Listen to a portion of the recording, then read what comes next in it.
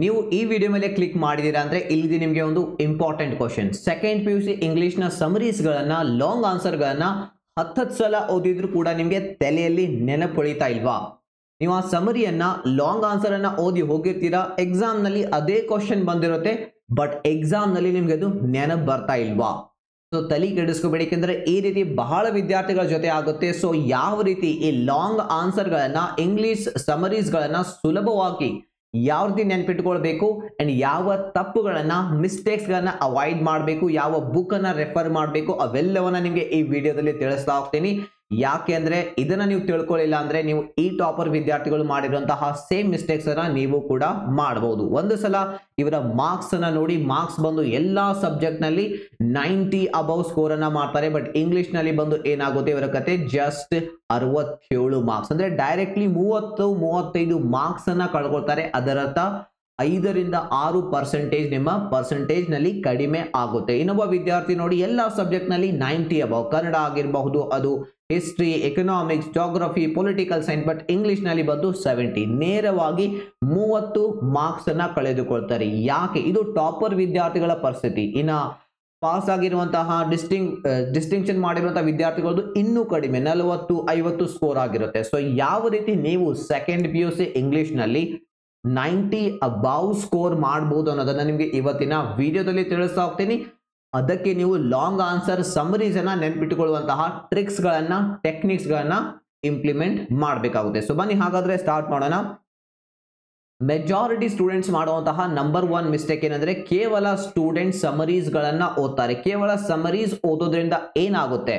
ಸಮರೀಸ್ ಓದಬೇಕು, but only ಸಮರೀಸ್ ಓದೋದ್ರಿಂದ ನೀವು ಎಕ್ಸಾಮ್ ನಲ್ಲಿ ಬರೀಲಿಕ್ಕೆ ಕೂತ್ಕೊಂಡಾಗ ನೀವು ಬರೆಯುವಾಗ ತುಂಬಾ ಗ್ರಾಮ್ಯಾಟಿಕಲ್ ಮಿಸ್ಟೇಕ್ಸ್ ಆಗುತ್ತೆ. ಇಲ್ಲಿ ನೋಡಿ ಹೈಲೈಟ್ ಮಾಡಿದ್ದೀನಿ, ಸ್ಪೆಲ್ಲಿಂಗ್ ಮಿಸ್ಟೇಕ್, ಗ್ರಾಮ್ಯಾಟಿಕಲ್ ಮಿಸ್ಟೇಕ್ಸ್ ಆಗುತ್ತೆ. ಸೊ ಅದರಿಂದ ಏನಾಗುತ್ತೆ, 4 ಅಂಕಕ್ಕೆ ನೀವು ಉತ್ತರ ಬರ್ದಿದ್ದೀರಾ, ಬಟ್ ನಿಮ್ಗೆ ಸಿಗ್ತಾ ಇದೆ 2 ಅಂಕ, 2.5 ಅಂಕ. ಇಲ್ಲಿ ನೋಡಿ ಇಲ್ಲಿಯೂ ಕೂಡ ಒಬ್ಬ ಟಾಪರ್ ಬರ್ದಿರುವಂತಹ ಆನ್ಸರ್ ಇದು. ಸೊ ಇದರಲ್ಲಿ ನೋಡಿ ಎಷ್ಟೋ ಗ್ರಾಮ್ಯಾಟಿಕಲ್ ಮಿಸ್ಟೇಕ್ಸ್ ಆಗಿವೆ, ಅದರಿಂದ ಕೇವಲ 2.5 ಅಂಕ ಸಿಕ್ಕಿದೆ 4 ಅಂಕದಲ್ಲಿ. ಸೊ ಇಲ್ಲಿ ಕೂಡ ನೋಡಬಹುದು ಒಂದೆರಡು ಗ್ರಾಮ್ಯಾಟಿಕಲ್ ಮಿಸ್ಟೇಕ್, ಸ್ಪೆಲ್ಲಿಂಗ್ ಮಿಸ್ಟೇಕ್ ನೀವು ಮಾಡಿದ್ರೆ 1-2 ಅಂಕ ಕಟ್ ಮಾಡ್ತಾರೆ. ಸೊ 1-2 ಅಂಕ ನೀವು ಇಲ್ಲಿ ಈ ರೀತಿ ನೇರವಾಗಿ ಕಳೆದುಕೊಳ್ತಾ ಹೋಗ್ತೀರಾ. ಸೊ ಹಾಗಾದ್ರೆ ಸಮರೀಸ್ ಓದಬಾರ್ದ? ಸಮರೀಸ್ ಅನ್ನ ಓದ್ಬೇಕು, ಬಟ್ ಯಾವ ರೀತಿ ಓದ್ಬೇಕು? ಕೇವಲ ಓದೋದ್ರಿಂದ ಕೆಲಸ ನಡೆಯುತ್ತಾ? ಬನ್ನಿ ತಿಳ್ಕೊಳ್ಳೋಣ. ಇದು 99% ಸ್ಟೂಡೆಂಟ್ ಮಾಡುವಂತಹ ಮಿಸ್ಟೇಕ್. ಓನ್ಲಿ ಸಮರೀಸ್ ಗಳನ್ನ ಓದೋದ್ರಿಂದ ಕೆಲಸ ನಡೆಯೋದಿಲ್ಲ. ಓನ್ಲಿ ಸಮರೀಸ್ ಓದೋದ್ರಿಂದ ನಿಮ್ಗೆ ಈಗ ಗೊತ್ತಾಯ್ತು, ಬರೆಯುವಾಗ ಗ್ರಾಮ್ಯಾಟಿಕಲ್ ತಪ್ಪುಗಳಾಗುತ್ತೆ, ಅದಕ್ಕೆ 1-2 ಅಂಕ ಮಾರ್ಕ್ಸ್ ಕಟ್ ಆಗುತ್ತೆ. ಸ್ಪೆಲ್ಲಿಂಗ್ ಮಿಸ್ಟೇಕ್ ಮಾರ್ಕ್ಸ್ ಕಟ್ ಆಗುತ್ತೆ. ನೀವು ರಾಂಗ್ ಟೆನ್ಸಸ್ ಬಳಸಿದ್ರೆ ಅಂಕಗಳು ಕಟ್ ಆಗುತ್ತೆ. ಇನ್ಕರೆಕ್ಟ್ ಸ್ಟೋರಿ ಸ್ಟ್ರಕ್ಚರ್ ಅಂದ್ರೆ ಮೊದಲು ಏನಾಯ್ತು ಅದನ್ನ ಲಾಸ್ಟಿಗೆ ಬರೆಯಿತು, ಲಾಸ್ಟಿಗೆ ಏನಾಯ್ತು ಅದನ್ನ ಮೊದಲಿಗೆ ಬರೆಯೋದು ಉತ್ತರ ಬರೆಯುವಾಗ, ಆ ರೀತಿ ಆದ್ರೂ ಕೂಡ ಅದರಲ್ಲಿ ಫ್ಲೋ ಇರೋದಿಲ್ಲ, ಮಾರ್ಕ್ಸ್ ನಿಮ್ದು ಕಟ್ ಆಗುತ್ತೆ. ಸೊ ಈಗ ಏನ್ ಮಾಡಬೇಕು? ಅಂಡ್ ಇನ್ನೊಂದು ಮಿಸ್ಟೇಕ್ ಏನಂದ್ರೆ ಸ್ಟೂಡೆಂಟ್ಸ್ ಇಂಗ್ಲಿಷ್ಗಾಗಿ, ಸಮರೀಸ್ಗಾಗಿ ಈ ಒಂದು ಗೈಡ್, ಆ ಒಂದು ಗೈಡ್, ಈ ಒಂದು ಬುಕ್ ಇದೆ ಅಂತೇಳಿ ಹೊಸ 10 ಪುಸ್ತಕಗಳನ್ನ ಓದ್ತಾರೆ. ಇದು ನೀವು ಮಾಡುವಂತಹ ಒಂದು ಬಿಗ್ಗೆಸ್ಟ್ ಮಿಸ್ಟೇಕ್. ಇಂಗ್ಲಿಷ್ ನಲ್ಲಿ ಒಳ್ಳೆ ಸ್ಕೋರ್ ಮಾಡ್ಬೇಕಂದ್ರೆ ಬೆಸ್ಟ್ ಅಂಡ್ ಅಪ್ಡೇಟೆಡ್ ಒಂದೇ ಒಂದು ಯಾವ್ದಾದ್ರು ಬುಕ್ ಅನ್ನ ರೆಫರ್ ಮಾಡಿ. ಅದರಿಂದ ನಿಮ್ಗೆ ಕನ್ಫ್ಯೂಷನ್ ಆಗೋದಿಲ್ಲ, ಯಾಕಂದ್ರೆ ಒಂದರಲ್ಲಿ ಬೇರೆ ರೀತಿ ಸಮರಿ ಬರೆದಿದ್ದಾರೆ, ಇನ್ನೊಂದು ಬುಕ್ ನಲ್ಲಿ ಬೇರೆ ರೀತಿ ಸಮರಿ ಬರೆದಿದ್ದಾರೆ, ಇನ್ನೊಂದು ಬುಕ್ ನಲ್ಲಿ ಡಿಫರೆಂಟ್ ವೇ ನಲ್ಲಿ ಬರೆದಿರ್ತಾರೆ, ಅಲ್ಲಿ ನಿಮ್ಗೆ ಕನ್ಫ್ಯೂಷನ್ ಆಗುತ್ತೆ. ಸೊ ಈ ಒಂದು ಮಿಸ್ಟೇಕ್ ಅನ್ನ ಅವಾಯ್ಡ್ ಮಾಡಿ. ಸೊ ನೀವು ನಿಮ್ಮ ನೋಟ್ಸ್ ಅನ್ನ ರೆಫರ್ ಮಾಡಬಹುದು, ಅಥವಾ ನಿಮ್ಗೆ ಯಾವ್ದಾದ್ರು ಬುಕ್ ಬೇಕಂದ್ರೆ ಸೊ ನನ್ನ ಪ್ರಕಾರ ನೀವು ಈ ಒಂದು ಬುಕ್ ಅನ್ನ ರೆಫರ್ ಮಾಡಬಹುದು. ಇದು ಅಪ್ಡೇಟೆಡ್ ಬುಕ್, 2025-26 ಎಕ್ಸಾಮ್ ನ ಯಾವ ರೀತಿ ನಡೀಲಾಗುತ್ತೆ ಆ ರೀತಿ ಅಪ್ಡೇಟ್ ಇರುವಂತಹ ಬುಕ್ ಇದು. ಓಸ್ವಾಲ್ ನ second PUC question bank. So ಇದ್ರಲ್ಲಿ ನೋಡಿ ನಿಮ್ಗೆ ಸಮರೀಸ್ ಸಿಗುತ್ತೆ, 1, 2, 3, 4 ಅಂಕದ ಪ್ರಶ್ನೆ, ಅದರ ಉತ್ತರ ಸಿಗುತ್ತೆ. ಅಷ್ಟೇ ಅಲ್ಲ, ನಿಮ್ಮ ಗ್ರಾಮರ್ ನ ಎಲ್ಲಾ ಸಿಲೆಬಸ್ ಕ್ವಶನ್ಸ್ ಗಳು ವಿತ್ ಎಕ್ಸಾಂಪಲ್ಸ್ ಮೂಲಕ ಇದರಲ್ಲಿ ಎಕ್ಸ್ಪ್ಲೇನ್ ಮಾಡಲಾಗಿದೆ. ಅಂಡ್ ದೆನ್ ನಿಮ್ಗೆ ಲಾಸ್ಟ್ 3 ವರ್ಷದ್ದು 2023, 24, 25ರ question, last year annual exam question paper with answer ಇದೆ. ಅಂಡ್ ಪ್ಲಸ್ ಅದರ ಸ್ಕೀಮ್ ಆಫ್ ಇವ್ಯಾಲ್ಯೂಯೇಷನ್ ಕೂಡ ಇದೆ. ಸ್ಕೀಮ್ ಆಫ್ ಇವ್ಯಾಲ್ಯೂಯೇಷನ್ ಅಂದ್ರೆ PU ಬೋರ್ಡ್ನವರೇ ಉತ್ತರ ಕೊಡ್ತಾರೆ, ಈ ರೀತಿ ಉತ್ತರ ಬರಿಬೇಕು ಅಂತ ಹೇಳಿ, ಆ ಉತ್ತರನು ಕೂಡ ಇದರಲ್ಲಿ ಇದೆ. ಸೊ ಈ ಬುಕ್ ಅನ್ನು ನೀವು ಪರ್ಚೇಸ್ ಮಾಡಬಹುದು, ನಿಮ್ಮ ಲೋಕಲ್ ಶಾಪ್ಸ್ ಅಲ್ಲಿ ಸಿಕ್ಕರೆ, ಇಲ್ಲಾಂದ್ರೆ ಆನ್ಲೈನ್ ಕೂಡ ನೀವು ಆರ್ಡರ್ ಮಾಡಬಹುದು. ಲಿಂಕ್ ನಾನು ನಿಮಗೆ ಕೊಡ್ತೀನಿ, ಅದರಿಂದ ನಿಮಗೆ ಹೋಮ್ ಡೆಲಿವರಿ ಈ ಬುಕ್ ಅನ್ನ ನೀವು ಪಡ್ಕೋಬಹುದು.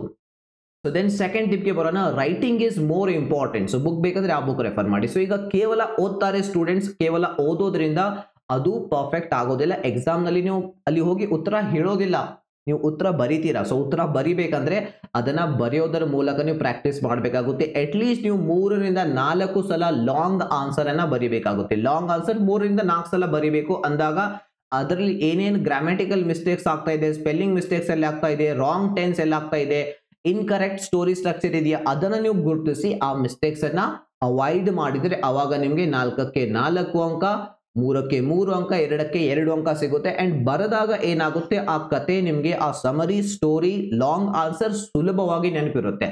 ಕೇವಲ ಓದೋದ್ರಿಂದ ಇಲ್ಲಿ ಕೆಲಸ ನಡೆಯೋದಿಲ್ಲ. ಸೊ ದೆನ್ ಬಂದು ಕೊನೆಯದಾಗಿ ಯೂಸ್ ಇಂಗ್ಲಿಷ್ ಟೆಕ್ಸ್ಟ್ ಬುಕ್ ನ ವರ್ಡ್ಸ್. ನಿಮ್ಮ ಬುಕ್ ಇದೆಯಲ್ಲ, ಕ್ಲಾಸ್ ರೂಮ್ ನಲ್ಲಿ ಟೀಚ್ ಮಾಡುವಾಗ ಆ ಟೆಕ್ಸ್ಟ್ ಬುಕ್ ಅನ್ನು ಸ್ವಲ್ಪ ಸರಿಯಾಗಿ ಗಮನವಿಟ್ಟು ನೋಡಿ, ಅದರಲ್ಲಿ ಕೊಟ್ಟಿರುವಂತಹ ವರ್ಡ್ಸ್ ಗಳನ್ನ ಸ್ವಲ್ಪ ಹೆಚ್ಚು ಬಳಸಿದ್ರೆ ನಿಮ್ಮ ಆನ್ಸರ್ ನಲ್ಲಿ ವೇಟೇಜ್ ಬರುತ್ತೆ. ಅಂದಾಗ ನಿಮಗೆ ಹೆಚ್ಚು ಮಾರ್ಕ್ಸ್ ಸಿಗುವಂತ ಸಾಧ್ಯತೆ ಇರುತ್ತೆ. ಈ ಬುಕ್ ನಲ್ಲಿ ಎಕ್ಸಾಕ್ಟ್ಲಿ ನಿಮ್ಮ ಟೆಕ್ಸ್ಟ್ ಬುಕ್ ನಲ್ಲಿ ಬಳಸಿರುವಂತಹ ಬುಕ್ ವರ್ಡ್ಸ್ ಗಳನ್ನ ಬಳಸಿ ಸಮರೀಸ್ ಆನ್ಸರ್ ಗಳನ್ನ ಬರೆದಿದ್ದಾರೆ. ಇವನ್ 1-2 ಮಾರ್ಕ್ಸ್ ಎಲ್ಲ ರೀತಿಯ ಕ್ವಶನ್ಸ್ ವಿತ್ ಆನ್ಸರ್ ಇದರಲ್ಲಿ ಇದೆ. ಅಂದ್ರೆ ಒನ್ ಸ್ಟಾಪ್ ಸೊಲ್ಯೂಷನ್. ಕೇವಲ ಈ ಒಂದು ಬುಕ್ ನೀವು ಯೂಸ್ ಮಾಡಿದ್ರೆ ಸಾಕು, ಇದರಲ್ಲಿ ಕನ್ಫ್ಯೂಷನ್ ಆಗೋದಿಲ್ಲ ನಿಮಗೆ. 10 ಬುಕ್ ಓದೋ ಬದಲಾಗಿ ಒಂದು ಬುಕ್ ಓದಿ, ದೆನ್ ಇದರಲ್ಲಿ ನಿಮಗೆ ನಿಮ್ಮ ಟೆಕ್ಸ್ಟ್ ಬುಕ್ ನಲ್ಲಿ ಬಳಸಿರುವಂತಹ ವರ್ಡ್ಸ್ ಬಳಸಿನೇ ಉತ್ತರವನ್ನ ಬರೆಯಲಾಗಿದೆ. ಅದರಿಂದ ಈಸಿನೂ ಆಗುತ್ತೆ. ಅಂಡ್ ಇವ್ಯಾಲ್ಯೂಯೇಟ್ ಮಾಡುವಾಗ ಇವ್ಯಾಲ್ಯೂಯೇಟರ್ ನೋಡಿದಾಗ ಅನ್ಸುತ್ತೆ ಎಸ್ ಈ ವಿದ್ಯಾರ್ಥಿ ಬುಕ್ ಓದಿದಾನೆ, ಹಾಗಾಗಿನೇ ಬುಕ್ ನಲ್ಲಿ ಇರುವಂತಹ ಪದಗಳನ್ನ ಬಳಸಿದಾನೆ ಅಂತ ಹೇಳಿ ನಿಮಗೆ ಮಾರ್ಕ್ಸ್ ಅನ್ನ ಕೊಡುವಂತಹ ಸಾಧ್ಯತೆ ಹೆಚ್ಚಿರುತ್ತೆ. ಸೊ ಟೆಕ್ಸ್ಟ್ ಬುಕ್ ನ ವರ್ಡ್ಸ್ ಬಳಸಿದ್ರೆ ಹೆಚ್ಚು ಅದಕ್ಕೆ ವೇಟೇಜ್ ಸಿಗುತ್ತೆ. ಇವ್ಯಾಲ್ಯೂಯೇಟರ್ ಅದರಿಂದ ಇಂಪ್ರೆಸ್ ಆಗ್ತಾರೆ, ಅವ್ರಿಗೊಂದು ಸಿಗ್ನಲ್ ಹೋಗುತ್ತೆ ಈ ವಿದ್ಯಾರ್ಥಿ ಓದಿದಾನೆ, ಟೆಕ್ಸ್ಟ್ ಬುಕ್ ಓಪನ್ ಮಾಡಿ ಅಂತ ಹೇಳಿ. ಅದಕ್ಕಾದ್ರೂ ನಿಮಗೆ ಅಟ್ಲೀಸ್ಟ್ ಅವರು ಮಾರ್ಕ್ಸ್ ಅನ್ನ ಕೊಡ್ತಾರೆ. ಸೊ ಈ 3 ಪಾಯಿಂಟ್ಸ್ ಅನ್ನ, ಈ 3 ಟಿಪ್ಸ್ ಅನ್ನ ನೀವು ಎಕ್ಸಿಕ್ಯೂಟ್ ಮಾಡಿದ್ದೆ ಆದ್ರೆ ಕೇವಲ ಓದೋದ್ರಿಂದ ಕೆಲಸ ನಡೆಯೋದಿಲ್ಲ.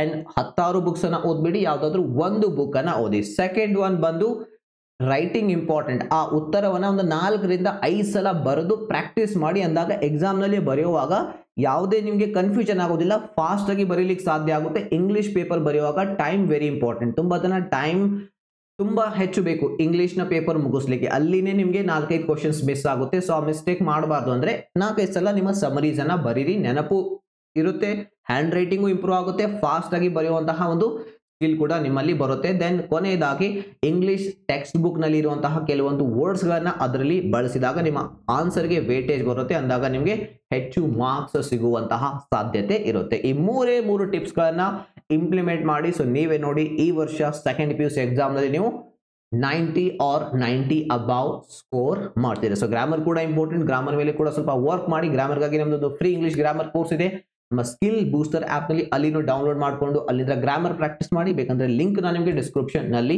ಕೊಟ್ಟಿರ್ತೀನಿ. ವಿಡಿಯೋ ಕೊನೆವರೆಗೆ ನೋಡಿದ್ದಕ್ಕಾಗಿ ತುಂಬಾ ಧನ್ಯವಾದಗಳು. Thank you for watching. Aim for 100 in English. 100 ನ ಟಾರ್ಗೆಟ್ ಇಟ್ಕೊಳ್ಳಿ. ಇಂಗ್ಲಿಷ್ 100 ಸ್ಕೋರ್ ಇಂಪಾಸಿಬಲ್ ಅಲ್ಲ, ಬಟ್ 100 ನೀವು ಇಟ್ಕೊಂಡ್ರೆ 90, 91, 94, 93 ವರೆಗೆ ನೀವು ರೀಚ್ ಆಗ್ತೀರಾ. ನೀವು 90 ಟಾರ್ಗೆಟ್ ಇಟ್ಕೊಂಡ್ರೆ 50-70ಕ್ಕೆ ನೀವು ಸ್ಟಾಪ್ ಆಗ್ತೀರಾ. ಸೊ 100 ನ ಟಾರ್ಗೆಟ್ ಅನ್ನ ಇಟ್ಕೊಳ್ಳಿ. ಸೊ ವಿಡಿಯೋ ಕೊನೆವರೆಗೆ ನೋಡಿದ್ದಕ್ಕಾಗಿ ಧನ್ಯವಾದಗಳು. Thank you. In the next video.